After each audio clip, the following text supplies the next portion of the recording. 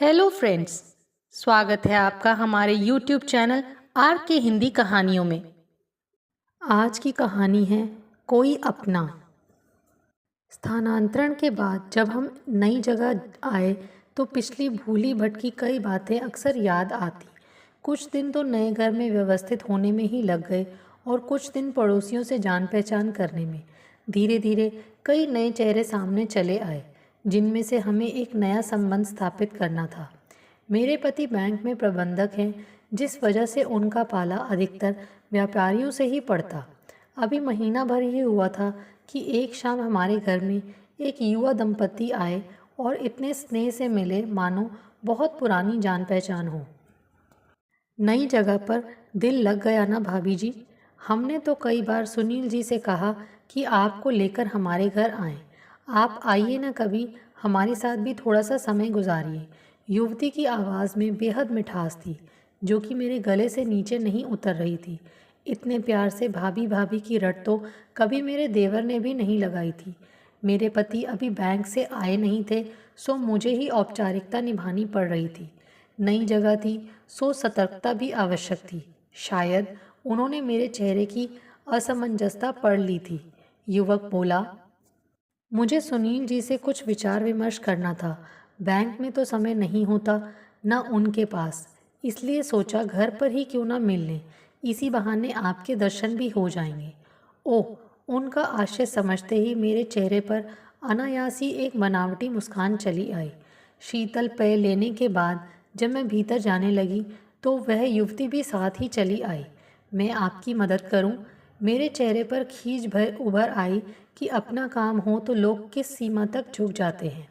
लगभग 4 साल पहले जब नए नए लुधियाना गए थे तब भी ऐसा ही हुआ था। मधु कैसे घुसी चली आई थी हमारी जिंदगी में। दोनों पति पत्नी कितने प्यार से मिले थे। मधु के पति केशव ने कहा था, भाभी जी आप आइए ना हमारे घर, मधु आपसे मिलकर बहुत खुश होगी। जी ज़रूर आएंगे।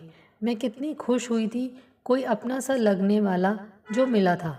परिवार सहित पहले वे लोग हमारे घर आए और उसके बाद हम उनके घर गए। मधु मुझसे जल्दी ही घुल मिल गई थी, जैसे पुरानी दोस्ती हो।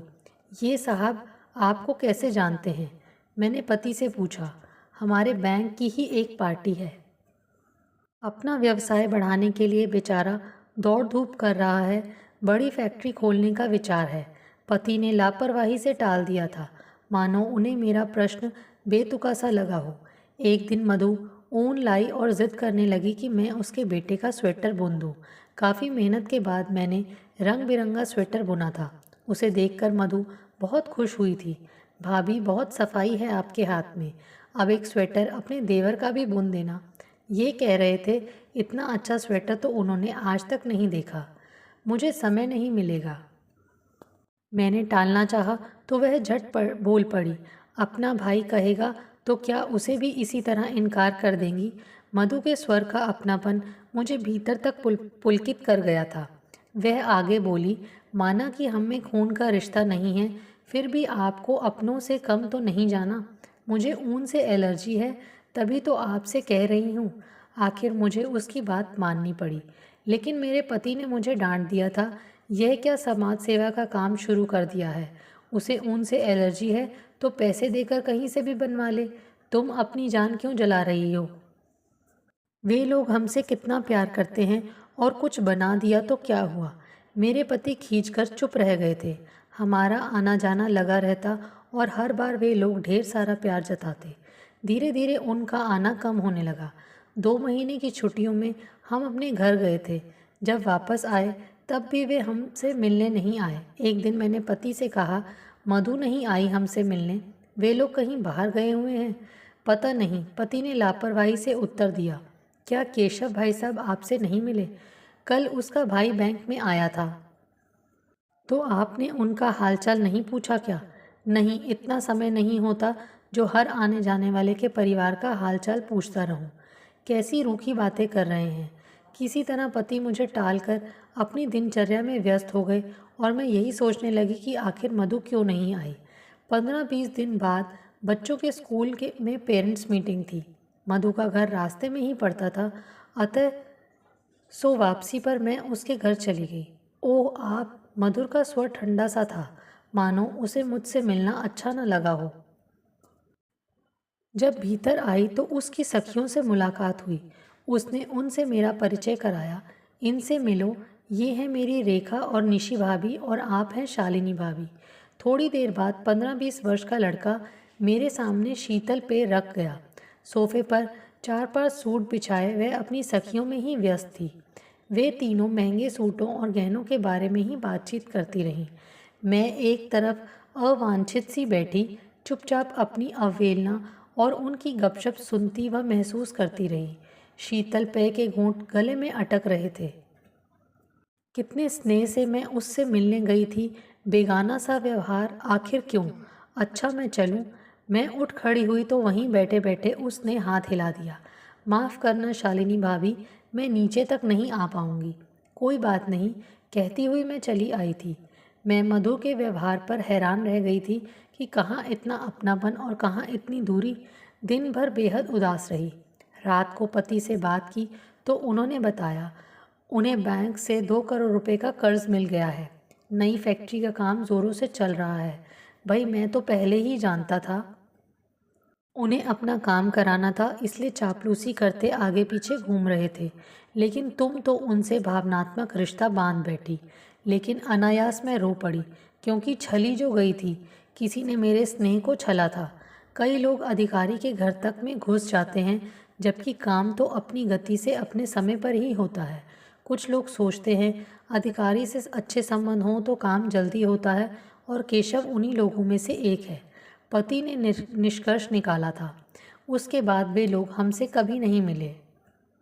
मधु का वह दोगला व्यवहार मन में कांटे की तरह चुभता है। कोई ज़्यादा झुककर भाभी जी कहता है तो स्वार्थ की बू आने लगती है। इसी कारण मैंने उस युवती को टाल दिया। फिर शीतल पे उनके सामने रख पंखा तेज कर दिया, क्योंकि गर्मी बहुत ज़्यादा थी। वे दोनों बार बार पसीना पोंछ रहे थे। चंद क्षणों में उस युवक ने पूछा, सुनील जी कितने बजे तक आ जाते हैं? कोई निश्चित समय नहीं है। वैसे अच्छा होगा आप उनसे कार्यालय में ही मिलें। ऐसे ही कि वे घर पर किसी से मिलना पसंद नहीं करते। जी ऑफिस में उनके पास समय ही कहाँ होता है। इस विषय में मैं आपकी कोई भी मदद नहीं कर सकती। बेहतर होगा आप उनसे वहीं मिलें। ढके छिपे शब्दों में ही सही, मैंने उन्हें फिर वह कहानी दोहराने से रोक दिया जिसकी टीस अक्सर मेरे मन में उठती रहती थी। वे दोनों अपना सा मुँह लेकर चले गए। उनके इस तरह उदास होकर जाने पर मुझे दुख हुआ, परंतु क्या करती। शाम को पति को सब सुनाया तो वह हंस पड़े। ऐसा कहने की क्या ज़रूरत थी? उनकी नई नई शादी हुई है, प्रेम विवाह किया है। दोनों के घर वालों ने कुछ नहीं दिया, सो कर्ज लेकर कोई काम शुरू करना चाहते हैं। घर चला आया तो हमारा क्या ले गया? तुम प्यार से बात कर लेती तो कौन सा नुकसान हो जाता। लेकिन काम हो जाने के बाद तो ये मज़े से अपना पल्ला झटक लेंगे। झटक लें, हमारा क्या ले जाएंगे? देखो शालिनी, हम समाज से कटकर तो नहीं रह सकते। मैं बैंक अधिकारी हूँ, मुझसे तो वही लोग मिलेंगे जिन्हें मुझसे काम होगा। अब क्या हम किसी के साथ हंसे बोले भी नहीं? कोई आता है या बुलाता है तो इसमें कोई खराबी नहीं है। बस एक सीमा रेखा खींचनी चाहिए कि इसके पार नहीं जाना। भावनात्मक नाता बनाने की कोई ज़रूरत नहीं है। यूँ मिलो जैसे हज़ारों जानने वाले मिलते हैं। इतनी मीठी भी न बनो कि कोई चट कर जाए, और इतनी कड़वी भी नहीं कि कोई थूक दे। मेरे पति ने व्यवहारिकता का पाठ पढ़ा दिया, जो मेरी समझ में तो आ गया, मगर भावुकता से भरा मेरा मन उसे सहज स्वीकार कर पाया अथवा नहीं, समझ नहीं पाई। एक शाम एक दंपत्ति हमारे यहाँ आए। बातचीत के दौरान पत्नी ने कहा, अब आप कार क्यों नहीं ले लेते? कभी ज़रूरत ही महसूस नहीं हुई। जब लगेगा कार होनी चाहिए तब ले लेंगे, मैंने मुस्कुराते हुए कहा। फिर भी भाभी जी, भाई साहब बैंक में उच्चाधिकारी हैं, स्कूटर पर आना जाना अच्छा नहीं लगता। क्यों? हमें तो बुरा नहीं लगता। कृपया आप विषय बदल लीजिए, हमारी ज़िंदगी में दखल ना ही दें तो अच्छा है। बच्चे बाहर पढ़ रहे हैं, जिस वजह से कमर तोड़ खर्चा बड़ी मुश्किल से हम सह रहे थे। ईमानदार इंसान इन सारे खर्चों के बीच भला कहाँ कार और अन्य सुविधाओं के विषय में सोच सकता है। उस पर तुर्रा यह कि कोई आकर यह जता जाए कि अब हमें स्कूटर शोभा नहीं देता तो भला कैसे सुहा सकता है। एक बार तो कमाल ही हो गया, हम किसी जन्मदिन की पार्टी में गए। मेज़बान ने मुझे घर की मालकिन से मिलाया। आप सुनील जी की पत्नी हैं और ये है मेरी पत्नी सुलेखा। कीमती जेवरों से लदी आधुनिका मुझे देख ज़्यादा प्रसन्न नहीं हुई। फीकी सी मुस्कान से मेरा स्वागत कर अन्य मेहमानों में व्यस्त हो गई। पति को तो 2-3 लोगों ने बैंक की बातों में उलझा लिया, लेकिन मैं अकेली रह गई। चुपचाप एक तरफ बैठी रही। अचानक हाथ में गिलास थामे एक आदमी ने कहा, आप सुनील जी की पत्नी हैं? जी हाँ, मैंने उत्तर दिया। भाभी जी, आपसे एक बात करनी थी। ज़रा सुनील जी को समझाइए ना। पूरे 50,000 रुपये देने को तैयार हूँ। आप कहिए ना, मेरा काम हो जाएगा। अरे ईमानदारी से रोटी ही चलती है बस। आखिर वे कितना कमा लेते होंगे? यही 14-15 हज़ार। कितनी बार कहा है हमसे हाथ मिला लें। मैं उस धूर्त व्यापारी को जवाब दिए बगैर ही वहाँ से उठ खड़ी हुई थी। मेरे पति पूरी बात सुनकर हैरान रह गए। मैंने तनिक गुस्से से कहा, आज के बाद ऐसी पार्टियों में मत ले जाना, मेरा वहाँ दम घुटता है। कोई बात नहीं शालिनी, तुम एक कान से सुनो दूसरे से निकाल दो। आजकल हर तीसरा इंसान बिकाऊ है। शायद वह सोचता होगा तुमसे बात करके उसका काम आसान हो जाएगा। मैं रो पड़ी थी। फिर कितने दिन सामान्य नहीं हो पाई थी।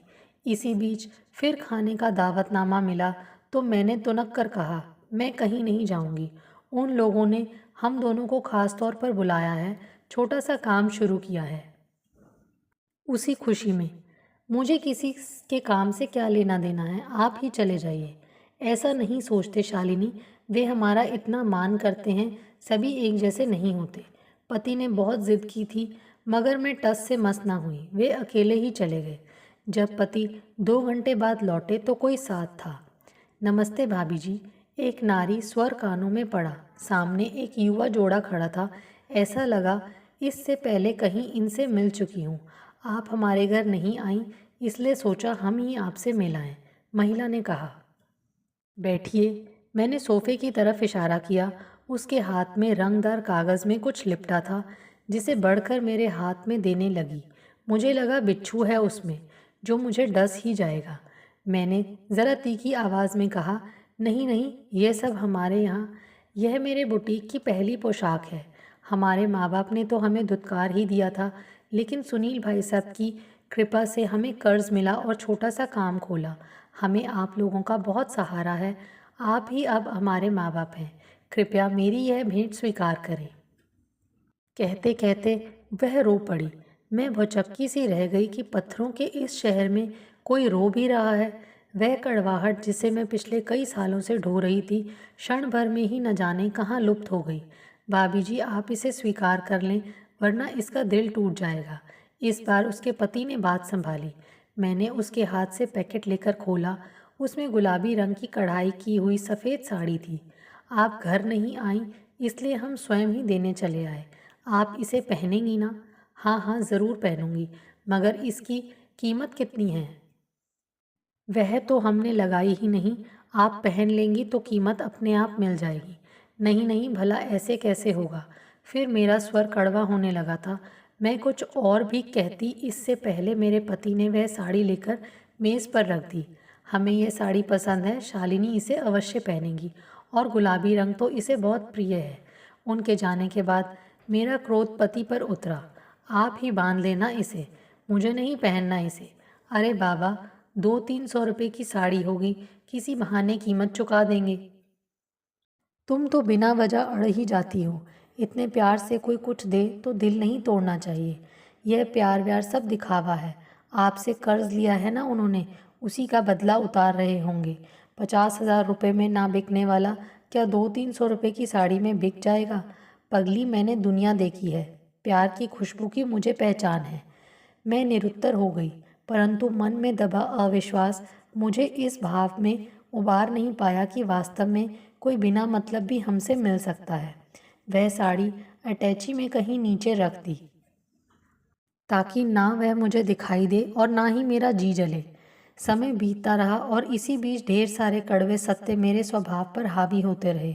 बेरुखी और सभी को अविश्वास से देखना कभी मेरी प्रकृति में शामिल नहीं था, मगर मेरे आसपास जो घट रहा था उससे एक तल्खी सी हर समय मेरी ज़बान पर रहने लगी। मेरे भीतर और बाहर शीत युद्ध सा चलता रहता। भीतर का संवेदनशील मन बाहर के संवेदनहीन थपेड़ों से सदा ही हार जाता। धीरे धीरे मैं बीमार सी भी रहने लगी। वैसे कोई रोग नहीं था, पर कुछ तो था जो दीमक की तरह चेतना को कचोट और चाट रहा था। एक सुबह जब मेरी आंख अस्पताल में खुली तो हैरान रह गई। घबराए से पति पास बैठे थे। मैं हड़बड़ाकर उठने लगी, मगर शरीर ने साथ ही नहीं दिया। शालिनी, पति ने मेरा हाथ कसकर पकड़ लिया। अब कैसी हो? मुझे ग्लूकोज चढ़ाया जा रहा था। पति की बड़ी दाढ़ी बता रही थी कि उन्होंने 2-3 दिनों से हजामत नहीं बनाई। शालिनी, तुम्हें क्या हो गया था? पति ने हौले से पूछा। मैं खुद हैरान थी कि मुझे क्या हो गया है। बाद में पता चला कि 2 दिन पहले सुबह उठी थी, लेकिन उष्ण रक्तचाप से चकराकर गिर पड़ी थी। बच्चों को तो नहीं बुला लिया? मैंने पति से पूछा। नहीं, उनके इम्तिहान है ना। अच्छा किया। सुनील जी, अब आप घर जाकर नहा धो लीजिए, हम भाभी जी के पास बैठेंगे। आप चिंता मत कीजिए, आप खतरे की कोई बात नहीं। किसी का स्वर कानों में पड़ा तो मेरी आंखें खुली। अरे भाभी जी को होश आ गया। स्वर में एक उल्लास भर आया था। भाई साहब, मैं अभी उर्मी को फ़ोन करके आता हूँ। वह युवक बाहर निकल गया, पर मैं उसे पहचान न सकी। तुमने तो मुझे डरा ही दिया था। ऐसा लग रहा था इतने बड़े संसार में अकेला हो गया हूँ। बच्चों के इम्तिहान चल रहे हैं, उन्हें बुला नहीं सकता था। और इस अजनबी शहर में ऐसा कौन था जिस पर भरोसा करता? पति ने मेरे सिर पर हाथ फेरते हुए कहा। मेरी आंखों के कौर भीग गए थे। ऐसा लगा मेरा अहम किसी कोने से ज़रा सा संतुष्ट हो गया है। सोचती थी पति की ज़िंदगी में मेरी ज़रूरत ही नहीं रही। जब उन्हें रोता देखा तो लगा मेरा अस्तित्व इतना भी महत्वहीन नहीं है। मैं 2 दिन और अस्पताल में रही। इस बीच वह युवक लगातार मेरे पति की सहायता को आता रहा। जब अस्पताल से लौटी तो कल्पना के विपरीत मेरा घर साफ सुथरा था। शरीर में कमजोरी थी, मगर मन स्वस्थ था, जिसका सहारा लेकर मैंने पति से ठिठोली की। मुझे नहीं पता था तुम घर की देखभाल भी कर सकते हो। यह सब उर्मी ने किया है। सचमुच अगर वे लोग सहारा ना देते तो पता नहीं क्या होता। उर्मी कौन? वही पति पत्नी जो तुम्हें एक बार साड़ी उपहार में दे गए थे। क्या? मैं अवाक रह गई। पता नहीं किसने उन्हें बताया कि तुम अस्पताल में हो। दोनों सीधे वहीं पहुंच गए। तुम्हें खून चढ़ाने की नौबत आ गई थी। उर्मी ने ही अपना खून दिया। मैं उसका ऋण जीवन में कभी नहीं चुका सकता। वही हमारे घर को भी संभाले रही। आज सुबह ही अपने घर वापस गई है। शायद दोपहर को फिर आएगी। और उसका बुटीक, वह तो कब का बंद हो चुका है। उसके ससुर उन दोनों को अपने घर ले गए हैं। बैंक का कर्ज तो उन्होंने कब का वापस दे दिया। वे तो बस प्यार के मारे हमारा हालचाल पूछने आए थे और हमें हमेशा के लिए अपना ऋणी बना गए। अनायास में रो पड़ी और सोचने लगी कि मेरे पति ठीक ही कहते थे कि हमें तो बस अपना काम ईमानदारी से करना है। अच्छे लोग मिलें या बुरे, ईमानदार हों या बेईमान, बस उनका हमारे चरित्र पर कोई प्रभाव नहीं पड़ना चाहिए। कुछ लोग हमें खरीदना चाहते हैं तो कुछ आदर देकर माँ बाप का दर्जा भी तो देते हैं। इस संसार में हर तरह के लोग हैं। फिर हम उनकी वजह से अपना स्वभाव क्यों बिगाड़ें? क्यों अपना मन भारी करें? तुम्हारे कपड़े निकाल देता हूँ, नहाओगी ना? पति के प्रश्न ने चौंका दिया। मैं वास्तव में नहा धोकर तरोताज़ा होना चाहती थी। मैंने अटैची से वही गुलाबी साड़ी निकाली जिसे पहले खोलकर कभी नहीं देखा था। दोपहर को उर्मी हमारा दोपहर का भोजन लेकर आई। मैं समझ नहीं पा रही थी कि कैसे उसका स्वागत करूं। अरे, आप कितनी सुंदर लग रही हैं, उसने समीप आकर कहा। फिर थोड़ा रुक गई। संभवतः मेरा रुख व्यवहार उसे याद आ गया होगा। मैं समझ नहीं पाई कि क्यों रो पड़ी। उस प्यारी सी युवती को मैंने बांह से पकड़कर पास खींचा और गले से लगा लिया। आपको दीदी कह सकती हूँ ना? उसने हौले से पूछा। अवश्य, अब तो खून का रिश्ता भी है ना। मेरे मन से एक भारी भारी बोझ उतर गया था। ऐसा लगा वास्तव में अपना कोई मिल गया है। सस ने मैंने उसका माथा चूम लिया। फिर उसने मुझे और मेरे पति को खाना परोसा। तुम्हारी ससुराल वाले कैसे हैं? मैंने धीरे से पूछा तो वह उदास सी हो गई। संसार में सबको सब कुछ तो नहीं मिल पाता दीदी। सास ससुर तो बहुत अच्छे हैं, परंतु मेरे माँ बाप आज तक नाराज़ हैं। मैं तरस जाती हूँ कि किसी ऐसे घर के लिए जिसे अपना मायका कह सकूँ। मैं हूं ना, इसी घर को अपना मायका मान लो, मुझे बहुत प्रसन्नता होगी। सहसा उर्मी मेरी गोद में सर रखकर रो पड़ी। मेरे पति पास खड़े मुस्कुरा रहे थे। उसके बाद उर्मी हमारी अपनी हो गई। उस घटना को 6 साल बीत गए हैं। हमारा स्थानांतरण 2 जगह और हुआ। फिर से अच्छे बुरे लोगों से पाला पड़ा, परंतु मेरा मन किसी से बंधा नहीं। उर्मी आज भी मेरी है, मेरी अपनी है। मैं अक्सर यह सोचकर स्नेह और प्रसन्नता से सराबोर हो जाती हूँ कि निकट संबंधियों के अलावा इस संसार में मेरा कोई अपना भी है। आपको हमारी ये कहानी कैसी लगी, प्लीज़ कमेंट करके ज़रूर बताइए। अगर आप इस चैनल पर नए हैं तो इसे सब्सक्राइब करें और शेयर करें। Thank you.